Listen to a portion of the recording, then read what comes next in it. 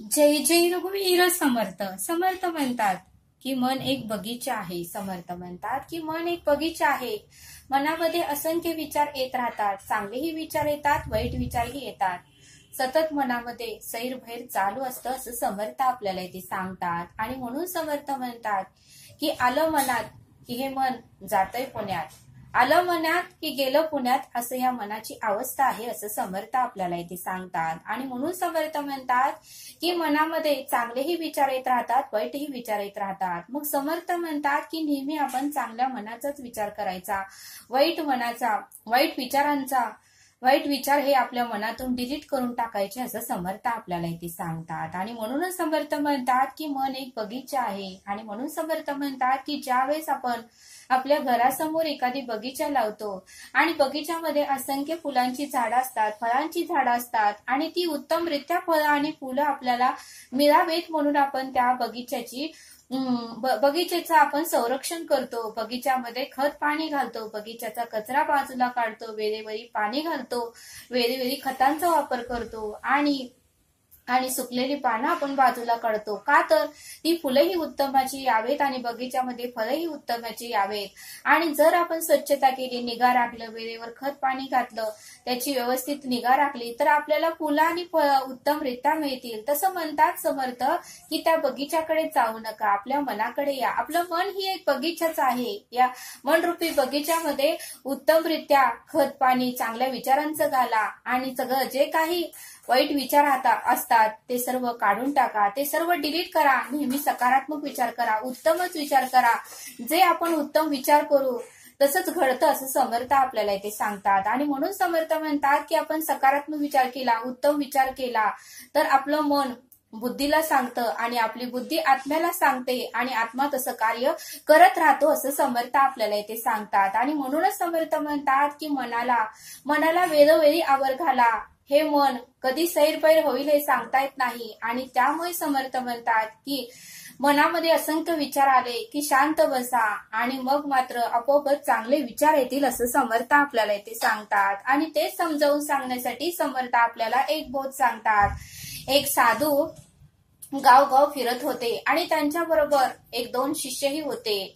साधू बरेच लांब गेले, बरेच ते शिष्यही साधूंबरोबर बरेच गाव फिरू लागले. मग एका गावात गेल्यानंतर साधूला मात्र तहान लागली आणि शिष्यालाही तहान लागली. त्यावेळेस साधू महाराज एका वडाच्या झाडाखाली बसले.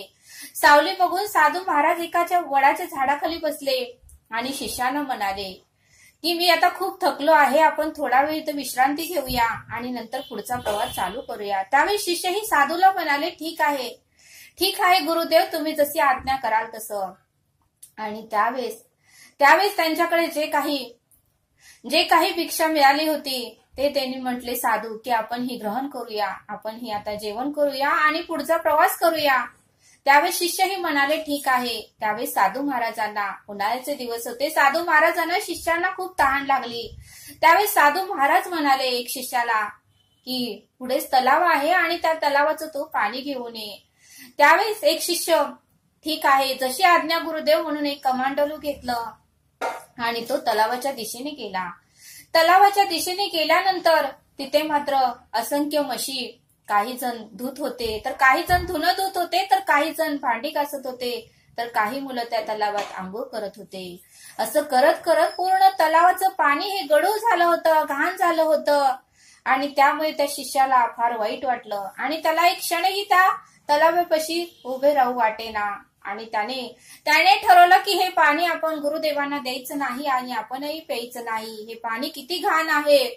एकीकडे म्हशी धुत आहे तर दुसरीकडे धुणं धुत आहेत, तिसरीकडे भांडी घासत आहे तर चौथीकडे मुलं आंघोळ करत आहेत. हे पाणी पूर्णपणे घाण झालं आहे. ह्यांना जरा सुद्धा कळत नाही की बादली घेऊन दुसरीकडे येऊन आपण घासावं. तर ह्यांनी पूर्ण तलावाचं पाणी खराब केलं आहे. आणि मग तो शिष्य रागराग करत गुरुदेवांकडे आला, साधू महाराजांकडे आला आणि म्हणाला हे गुरुदेव, मी पाणी आणलेलं नाही. त्यावेळेस गुरुदेव म्हणाले का, काय झालं? त्यावेळेस तो शिष्य फार त्याच्या मनामध्ये असंख्य विचार होते. तो रागाने बोलत होता. गुरुदेवांना हे माहिती झालं होतं आणि गुरुदेवांना म्हणाला हे गुरुदेव, हे पाणी पिणे योग्य नाही. तेथे कोणी म्हशी धुत आहे तर कोणी भांडी घासत आहे.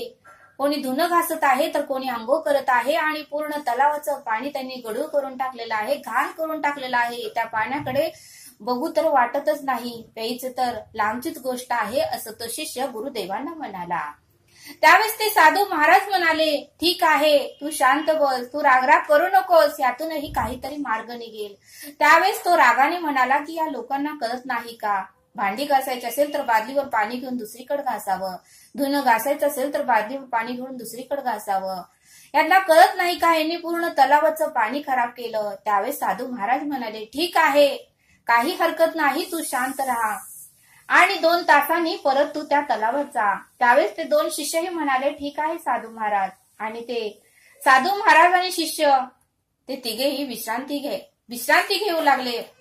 आणि थोडी वेळ विश्रांती झाल्यानंतर थोडा वेळ विश्रांती झाली, त्यांनी जी काही भिक्षा मागून आणली होती तीही त्यांनी ग्रहण केली. आणि 2 तासांनी मात्र साधू महाराज त्या शिष्याला परत म्हणाले, अरे बाळा, आता तू पाणी घेऊन ये, तू आता येऊन 2 तास झाले. त्यावेळेस शिष्य म्हणाला की गुरुदेव, ते पाणी घाण आहे, परत मी तेथे जाऊ का? त्यावेळेस साधू महाराज म्हणाले, मी तुला सांगतोय ना, तर तू जाऊन ये. त्यावेळेस ठीक आहे म्हणाला गुरुदेव, जशी आज्ञा. आणि तो शिष्य त्या तलावाकडे परत गेला. आणि तलावाकडे गेल्यानंतर मात्र त्या तलावापाशी कोणीही नव्हतं, एक छोटी पक्षीही नव्हता. एकदम तलाव सामसूम होतं. आणि तलावातल्या पाण्याकडे बघितलं तर एकदम स्वच्छ काचेसारखं निर्मल पाणी त्या तलावामध्ये होतं. आणि त्याला आश्चर्य वाटलं की गुरुदेवांनी सांगितलं की आता पाणी घेऊन ये, स्वच्छ असेल, गुरुदेवांचं कसं काय खरं ठरलं.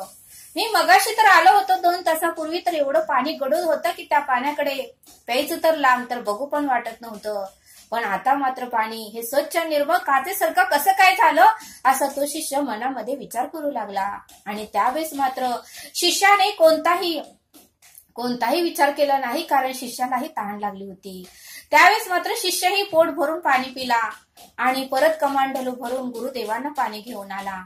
आणि गुरुदेवांना पाणी घेऊन आल्यानंतर तो गुरुदेवांना विचारलं की गुरुदेव, मगाशी तर मी गेलो होतो, त्यावेळेस मात्र पाणी गढूळ होतं, घाण होतं, सर्वजण धुणं भांडी, कोण म्हशी धुत होतं तर कोणी आंघोळ करत होतं, एवढं पाणी घाण होतं. पण नंतर मात्र मी आता 2 तासांनी गेलो तर पाणी स्वच्छ निर्मळ काचेसारखं झालं आहे.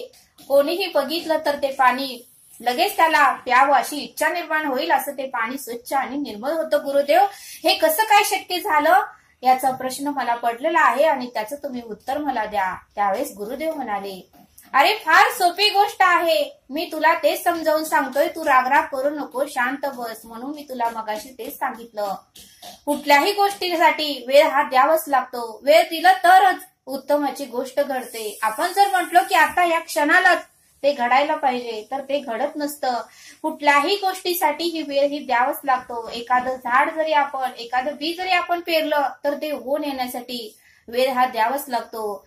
शेतामध्ये गहू, ज्वारी, मका पेरणी केली तर उद्या लगेचच पीक येत नाही, त्यासाठीही वेळ द्यावाच लागतो. आणि लहानाचं बाळ मोठं होण्यासाठी सुद्धा वेळ द्यावाच लागतो. तेव्हा कुठं ते लहानाचं बाळ मोठं होतं, असं गुरुदेव त्या शिष्याला म्हणाले. बघ, मगाशी तू पाणी आणण्यासाठी गेला, त्यावेळेस पाणी गढूळ होतं, घाण होतं, तुला खूप राग आला होता, तुझ्या मनामध्ये असंख्य विचार होते.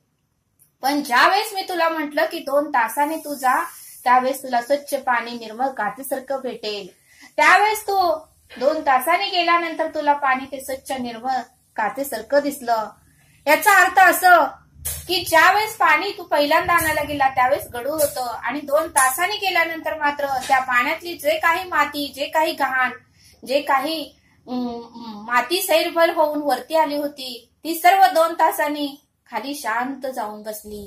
आणि वरती मात्र स्वच्छ निर्मळ असं पाणी राहिलं. वरती मात्र स्वच्छ निर्मळ असं पाणी राहिलं. आणि त्या पाण्यामधलं सर्व काही घाण, सर्व काही माती ही खाली जाऊन बसली.